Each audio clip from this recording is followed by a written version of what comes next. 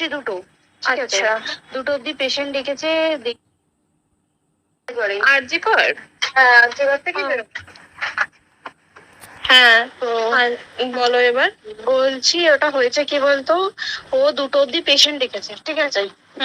রাত্রি 2টো? রাত্রি 2টো।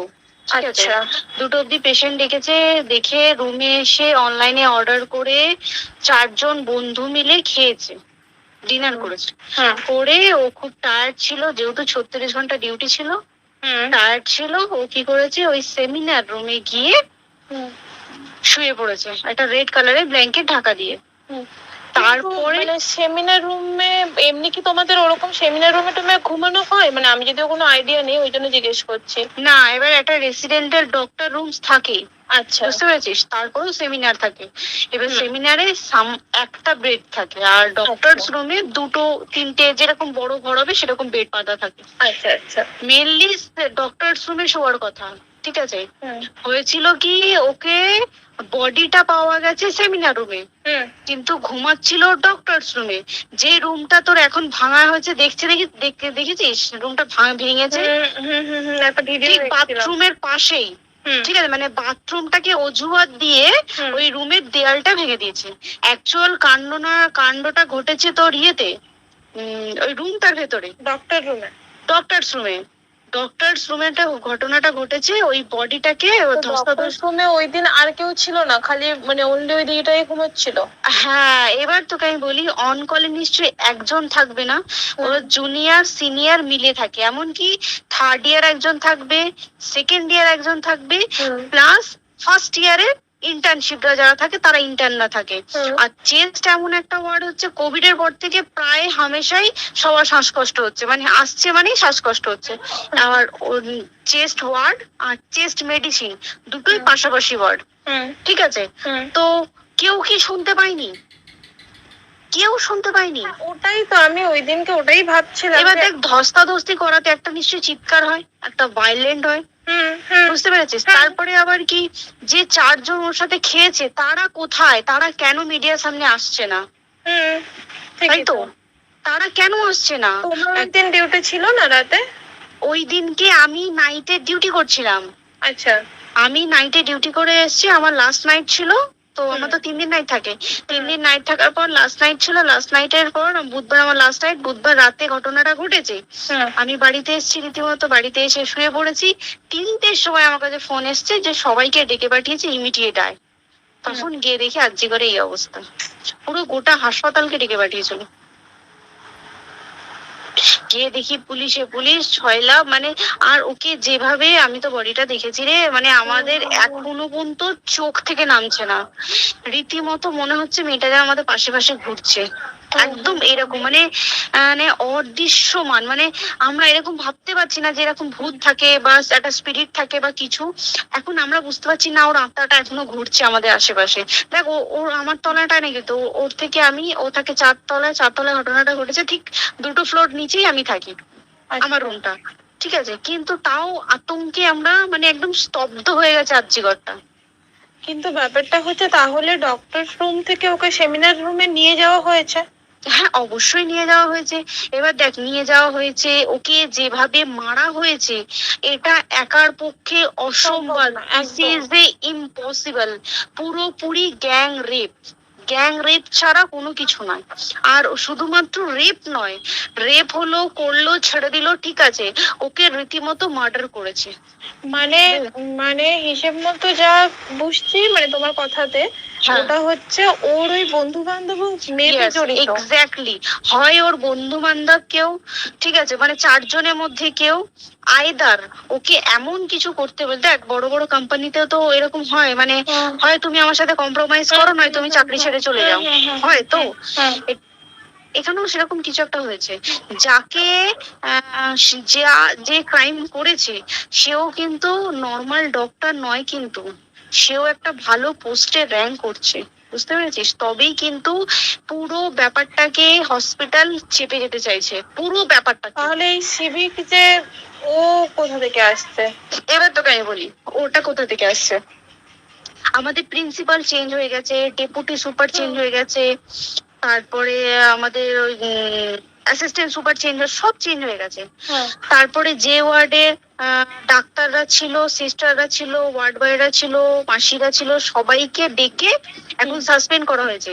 তারা কোথাও যেতে পারবে না, রোজ গিয়ে কোর্টে গিয়ে দেখা করছে। আজকেও কোর্টে গেছিল সবাই। তারপরে তারপরে তোমার তোর এগুলো হলো, তারপরে তোর কি বলে, আরে বল না, ওই সিবিআই এটা হয়েছে কি, মানে ও সে সঞ্জয় রায় যে ধরা পড়েছে, অ্যাকচুয়াল কিন্তু ও নেই, ঠিক আছে? ওর এতটা ক্ষমতাই হয় না, ও অত রাত্রে কি করতে যাবে, অত রাত্রে ওখানে কি করতে যাবে? ওর না পেশেন্ট, ও নাকি বলছে দালাল পেশেন্ট নিয়ে গেছে। তো পেশেন্ট নিয়ে যখন গেছে, দিদিটার রুমে যখন যাবে, নিশ্চয়ই দিদিটার রুমে কোনো কাগজপত্র দেখাতে যাবে, সেই অবস্থায় গিয়ে দেখে যে এরকম এরকম ঘটনাটা ঝাঁপিয়ে পড়েছে ওর উপরে। এরকম কিছু নেই, তাও কিছু নয়, শুধু গেছে দেখছে ড্রিঙ্ক অবস্থায়, ওকে ক্যামেরায় দেখা গেছে ড্রিঙ্ক অবস্থায় গেছে আর এসছে, এইটুকুই দেখা গেছে। তারপরে হচ্ছে কি, তোর অনেক রকম এখানে অনেক রকম ব্যাপার আছে। যে দিনকে ঘটনাটা ঘটে তার ঠিক দুদিন পরে ওই সেমিনার বাথরুমে অজুহাত দিয়ে ডক্টর যে রুমের দেওয়ালটা আছে, ওই দেওয়ালটা ভেঙে দিয়েছে। কেন? প্রথমে ওকে বললো সুসাইড করেছে, আমাদের যখন ফার্স্ট খবর আছে তখন সুসাইড করেছে। তারপরে যখন হসপিটালে যাই তখন গিয়ে শুনছি নাকি না সুসাইড করেনি, এটা রেপ করেছে, রেপ করে মার্ডার করা হয়েছে। বুঝতে এখানে বিশাল বড় একটা গেম চলছে। আর যে উপর কি রাগ ছিল, মানে হ্যাঁ হ্যাঁ হ্যাঁ হ্যাঁ হ্যাঁ হ্যাঁ একদম। আমি তোকে কি বললাম, শোন, তুই যদি কারোর সাথে কম্প্রোমাইজ করিস তাহলে তো পোস্ট করবে, তুই কারোর সাথে কম্প্রোমাইজ করবি না তোকে মার্ডার করে দেবে, মানে ওরকম টাইপের কিছু, এরকমই টাইপের কিছু একটা ছিল। আইদার খুব রাফ, মানে খুব রাগ, খুব মানে খুব ওর উপরে খুব ফ্রাস্ট্রেশন ছিল, যারই ছিল খুব ফ্রাস্ট্রেশন ছিল। শুধু ওকে মারিনি রে, রীতিমতো মার্ডার করেছে। ওর যে ক্ল্যাচারটা ছিল, ওর ইউরিন, সেটা ওর ইউরিনের রাস্তায় ক্ল্যাচারটা ঢুকিয়ে দিয়েছে, তুই জানিস? মানে কি বলবো, মানে ওকে দেখা যাচ্ছে না, আমরা তো দেখেছি নিজের চোখে, ওকে দেখা যাচ্ছে না, মানে একটা মৃত্যু কতটা, মানে এইটা মানে প্রচন্ড কষ্ট পেয়ে একটা মেয়ে মারা গেল। আর ওর যে গলাটা চেপে ধরেছে, ওর ওই চেপে ধরাতে মানে এতটাই জোরে চেপে ধরেছে যে চোখ ফেটে রক্ত বেরিয়েছে। বুঝতে পেরেছিস? মানে কি বলতো, যদি ধরা পড়ে না, উচিত মানে যারা এটার সঙ্গে দায়ী না। আর এই যে সিবিআইটা হয়েছে, সিবিআইটা একমাত্র আমাদের জোরেতেই সিবিআইটা এসছে, মানে আমরা ওই সঞ্জয় রায় একার পক্ষে সম্ভব না এইসব। তারপরে পোস্টমর্টম রিপোর্টে তুই জানিস ওই আমাদের ভাজাইনা থেকে 150 গ্রাম স্পার্ম বেরিয়েছে।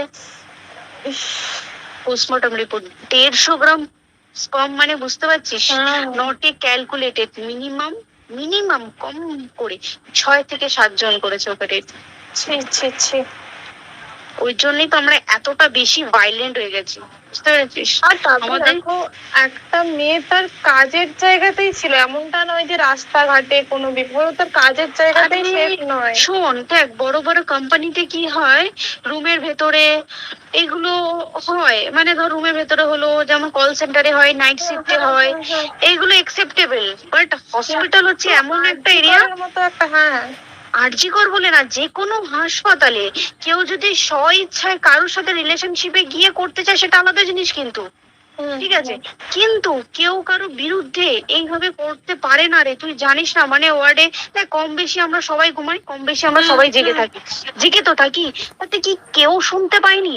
তার কি একদম ভায়োলেন্স ছিল না? যদি কেউ না শুনতে পারে তাহলে ওর খাবারে কেউ কিছু মিশিয়েছিল, তাই কি না? সেটাও পোস্টমর্টম রিপোর্টে মানে লিক করছে না যে কেন খাবার ও তো খাবারটা খেয়েছিল, সেটা তো নিশ্চয়ই পেটেই ছিল, পেট থেকে তো বমি করে বের করে দেন, সেটা তো ফরেনসিক রিপোর্টে কিছু বলবে। আর তুই জানিস না, দেন মানে ধর পোস্টমর্টম রিপোর্ট আসতে 3 দিন সময় লাগে। ও যেদিনকে মরেছে ঠিক তারপরের দিনকে বিকালবেলা পোস্টমর্টম রিপোর্ট বার করে দিয়েছে, মানে বডি বার করো আর পোড়াও, 10 সেকেন্ডের মধ্যে বাড়িতে নিয়ে গেছে, তারপরে বডি পুড়িয়ে দিয়েছে। মানে কি বলবো, হসপিটাল, মমতা ব্যানার্জি, সবাই মানে তৃণমূল প্রত্যেক সবাই এটাকে পুরোটাই কেসটাকে চাপা দিতে চাইছে, পুরোটা। তারপরে তুই ভাব, যে মানুষটাকে এত ক্ষতবিক্ষত ভাবে মেরেছে, তাকে অভিষেক ব্যানার রেপ কি কলকাতায় প্রথম হলো? নয়। বিভিন্ন জায়গায় বিভিন্ন ভাবে রেপ হয়েছে, ধরা পড়েছে, ফাঁসি হয়েছে কি জেল হয়েছে। অভিষেক বন্দ্যোপাধ্যায় কেন বললো জাস্ট তোর কি বলে এনকাউন্টার করতে? মানে কি সঞ্জয়কে যদি এনকাউন্টার করে পুরো কেসটা চাপা পড়ে যাবে, একদম স্টুডেন্টরা ঠান্ডা হয়ে যাবে। আর আমরা সেটা মানবো না, আমরা সেটা হতেই দেব না। তাতে যদি চাকরি মানে আরজিকরটাকে সিল করতে হয় তাতেও আমরা রাজি আছি, সিল করে দেওয়া হোক আরজিকর, সিল করে দেবে মনে হচ্ছে যদি ঠিকঠাক ভাবে। এবার ওই জন্য আমাদের দাবিতে সিবিআই এসছে। এবার তুই একটা কথা বল, যখন দেখতে পাচ্ছে মমতা ব্যানার্জি যে কলকাতা পুলিশ আমাদের জন্য কিছু করতে পারছে না, আমরা কিছু মানতে পারছি না, 7 দিন ধরে বার করতে পারছে না, তাহলে সেটা 2-3 দিনের মধ্যে কেন হ্যান্ড ওভার করে দিল না? তাই কি না? তারপরে দেখ পিডব্লিউডি একটা লো পোস্টের মানুষ, মানে যারা ভাঙচুর করে, মানে সিমেন্টে যারা কাজ করে তাদেরকে পিডব্লিউডি বলে। এবার পিডব্লিউডি নিশ্চয়ই হায়ার অথরিটি থেকে অর্ডার এসছে তবেই ওরা গিয়ে ভেঙেছে। ওরা নিশ্চয়ই পাগল নয় দুম করে গিয়ে কোনো গভর্নমেন্ট প্রপার্টি ভেঙে দেবে। অর্ডারটা কে পাস করলো যে এখনই চেস্ট ওয়ার্ডটাকে ভাঙতে হলো? সিবিআই আসা পর্যন্ত অপেক্ষা করতে পারতো। কারণ আজকে অত বড় বিক্ষোভ হবার কারণ কি হচ্ছে? একটাই কারণ, যে মেয়েটি মারা গেছে ঠিক আছে, কিন্তু তাকে এত বেশি মলেস্ট করে, এত বেশি রেপ করে বেশি ওকে মেরেছে, তার কি কোনো প্রতিবাদ নেই? তুই কোথায় সেভ পাবি তুই আমাকে বল? তুই ধর চাকরি ছেড়ে আজকে সরকারি চাকরি ছেড়ে তুই প্রাইভেটে যাই, প্রাইভেটও তো তাই একই অবস্থা। একদম একদম প্রাইভেটেও একই অবস্থা। তুই কোনো চায়ের দোকান খুলে বসবি, অনার্সশিপে তুই বসলেও তাও এসে তো হাজার ছেলেরা থাকে, হাজার ছেলেরা টিস করে, তুই কোথায় কি করবি? তাহলে আমাদের সেফটি কোথায়? আমাদের মুখ্যমন্ত্রী মমতা ব্যানার্জি সে একটা লেডি হয়ে তাহলে আমাদের কি সেফটি দিয়েছে? আমাদের কি লক্ষ্মী ভান্ডার দিলে this is a problem solve? পুরো মাসের আমাদের কি সব খরচা চলে যায় লক্ষ্মী ভান্ডারে? জানি না, আই ডোন্ট নো। মানে আমরা প্রচুর খেপে আছি, প্রচুর। মানে এর বিচার না চাওয়া পর্যন্ত তুই ভেবে চল কি এটা সলভ হবে না। আমরা বিচার নিয়ে আমি 2 দিন ধরেই ভাবছিলাম তোমাকে ফোন করবো, কিন্তু মানে এটা ওটাতে হয়ে উঠছে না। আর তোমাকে তো আমি ওই দিন রাতেই হোয়াটসঅ্যাপ করলাম না, এবার তখনই না আমি ব্যাপারটা অতটা বুঝতে পারিনি। আর আমার তার পরের দিনই ভোরবেলা ডিউটি, আমি সাবধানে থাকিস। আর বলবো না। হ্যাঁ তাই তো, এখন মানে তোমরাও সাবধানে থাকো সবাই। কি বলবো বল, কিছু বলার নেই। দেখ আমাদের মধ্যবিত্ত মানুষরা আমাদের চাকরি করে খেতেই হবে, সোজা কথা। একদম তাই কিনা বল? বাবা এত পুঁজি নেই যে বসে বসে খাবো, ঠিক আছে? সেই মেন্টালিটিও নেই, যদিও থাকে মেন্টালিটিও নেই। হ্যাঁ, এবার পুঁজিতে খাবে। এবার একটা কথা তুই বল, চাকরিটা কোথায় গিয়ে করবো তুই একটা বল? কোন স্টেটে গিয়ে চাকরি করবো তুই আমাকে বল? ওই যেমন মানে এটা হয়তো আমার মা যেমন বাড়ি থেকে 7টার মধ্যে ঢুকে যাও, দিদিকে তো ধরো অনেক রাত অব্দি 9:30-10টা অব্দি ল্যাবে থাকতেই হয় না।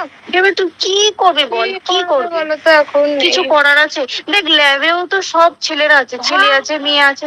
তুই কাকে বারণ করবি? তুই কাকে বিশ্বাস করছিস বল? তুই ধর কলিগদের সাথে খেতে বসেছিস, ঠিক আছে, তোর টিফিনটা যদি কেউ চাইলো তুই তাকে না দিয়ে পারবি? না, একদমই। আর কার মনে যে কি আছে সেটাই তো কি বলবি বল? এবার তুই বল, খাওয়াটা যে খাবি, তোর টিফিন কেউ চাইলো বা তোকে যদি কেউ বললো একটু একটু খা, যেমন আমরা শেয়ারে হয় স্কুলে, যেটা আমাদের হয়, যেটা স্বাভাবিক, এটা সবার, এটা তো স্বাভাবিক। তুই বল, তাতে যদি এরকম অবস্থা হয় তাহলে কি করবে মানুষ? তুই আমাকে বল। আজকেও তো তাই আমাদের দেখ না, 11টা থেকে আমাদের তোর ক্যান্ডেল দিয়ে হোয়াইট ড্রেস করে সব শ্যামবাজারে এক করতে হবে। এখন আবার বৃষ্টি শুরু হয়েছে, প্রচুর বৃষ্টি শুরু হলো, কি হবে জানি না। ঠিক আছে গো, টাটা। হ্যাঁ চল টাটা। হুম।